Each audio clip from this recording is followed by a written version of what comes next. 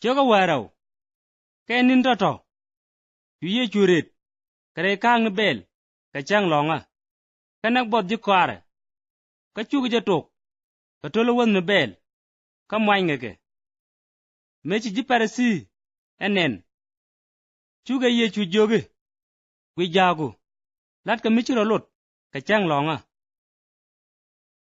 ka chuega joge kana mechi de bire lat kwen mechi bodanak kana ne te jalga jakel cho wore lwa kop cho jura nyam kop michirung ko dere cham kana ne te jalga jakel ana bo pala karo deje cham do ke kana jakwen te ngono Moses eno ka chang longa chu bo pala re lwa kop chang longa yar ka selaga dwer kan lar je ye dor mu dini jen ka lwa kop awane dumunga je lot ka meme en goro na kai loy chi ma mu chane ri tel dwer de kwes to karan akwar chang longa ka chu ye chu gwa da mo bain pin chu wo gwa pala den kanene tege wut mi jete de ning ka chu ga je teje angwade no baran jaga gwa ga chang longa to de ga jagwain ka chu ye chu ga joge nga dun mi te ga ram kel mi ji pere jew ka chang longa jeje de kamrat karan lenya ram ka ping minindi heino lutro no ba ma gwalat ka chang longa ku chu wut joge ritedu ka chu wut erich pe chu gwa ka chu par ka tedin dong ka chu ji parasi warar ka mat ka ro ka kwide e bajanak ka me chi ye chu ma ngach pe ji enen wini ka chu ne ti ngwana gor ka chu ka ndial ja ka go ka chu ka gok e a cha ja be ja ka ngai ke meme o bi me cha lar agong ni cha ya ja ka sok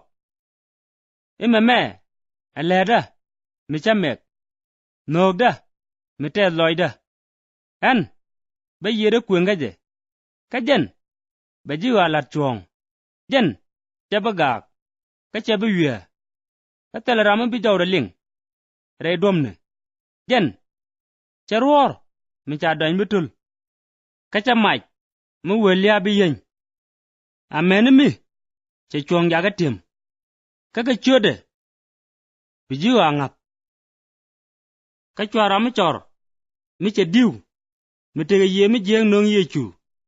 ka chwe ja ga gwa kaino churamin cha diu roi ka chwe gwi ka chu ne dial ga ja long ka chu ga we ena me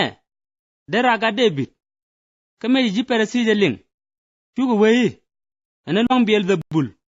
kwar kun ti jek ano tu wudu me je ne kus ti jek raro ko ngaje cherkien chwe we karol dial tenda garo baga dak kasela wich kie duel me de rode mi bi chong kamutu chetan rode rar cherode da garo kabu kwara kulu chong di kamutu ko kusi jegrar ka long bel the bul abom nga ano to ne kararo agad kun ka kwijemo kan bigaji logdun kami luang ye ga kos ano to ne kus ti jegraro ci kwar ko ben ga ye ka daran cho duel wuda mu bumbum ko benyen ga kanidi mi kene wudin bumbum kon yen kay jen dere nyin ga kula kano ramichi te kel ka loga karamichi ya lok kamanat jen riya wana nat ka kwijemo an larje ye duer dial kana kunnu kos ba na pelakasin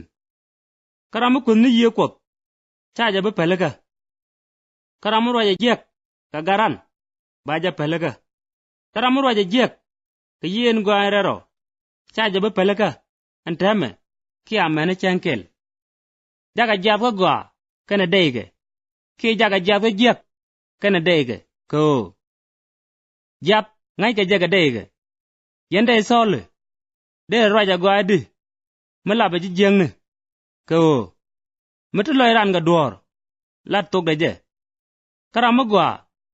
ba to go nong rar de cher loy de magwa kara mi jek ba to jeng nong rar de cher loy de mi jek an la je ye ka chang lok ba na pi keriet kundial te chalat banga ko ba ji moy chuong keriet ku ka ba ji moy dwer keriet ku ka chu tan ji ngora kan ji perasi je jogi ngi gorgo baga nyunne keji ka chwega loji ri mi jiak misal kut goru ni nyus ka sel mi balet keji ene nyus goga ne jona chet ka me te jona ji rany mi dit ka nindang diok bagaran te ka nindang diok piny ka ji nini ba bigro jej ka cheng lok ka jeri je makel ka biga jamoj dwer ko chigaro rit ka lat jona ka roi kwot ka nene mendini jen ka jona awane ka bu kwar chik mi be kwi chwero jej ka jeri je me kel ka ba jamoj dwer ko jaben ne pewa be pel Solomon beling ka nene mendini jen ka Solomon